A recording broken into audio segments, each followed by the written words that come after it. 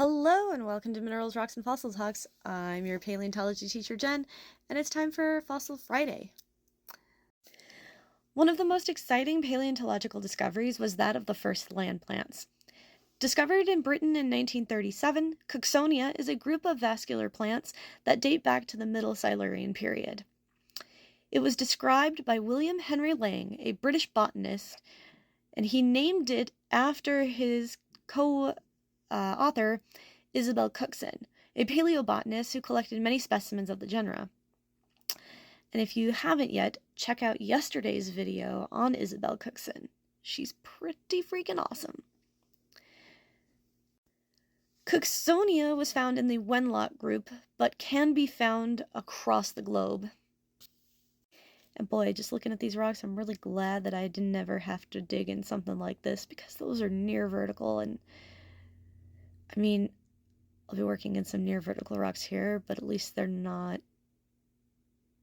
so tall. Anyway, this hurts my brain. It didn't live alongside very many things because there wasn't much outside of bryophytes, some fungus, and Campocaris, which I did a video on last week. So if you haven't seen that Fossil Friday, go check that one out. Cooksonia did last into the Devonian period, and so there will be more things living alongside it eventually then. But as for right now, not much. It belongs in the clade polysporangiophytes, which are plants with sporangia, the smaller clade tracheophytes, vascular plants, and finally in the clade Cooksoniaceae. Cooksoniaceae? We'll say that's right. According to older phylogenies, many Cooksonia species fall in various clades, making the genera polyphyletic. So they're still working on it. Plants are hard, guys. Cooksonia is only known from its sporophytes phase, the phase that produces spores rather than gametes.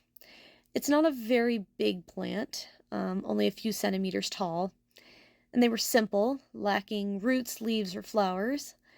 They were basically a stalk that branched dichotomously several times. Each branch ended in a sporangium or spore-bearing capsule, and the sporangium was more or less trumpet-shaped and topped with an operculum that disintegrated to release the spores. Some species bore stomata, the plant equivalent of a respiratory system, at the neck of the sporangium, and one species was even found with a dark stripe in the middle, interpreted as a water-carrying tissue, which is pretty darn cool. Thanks for tuning in to today's lesson, and make sure you tune in Monday to learn about the geologic timescale. Have a good weekend, and fossilize you later.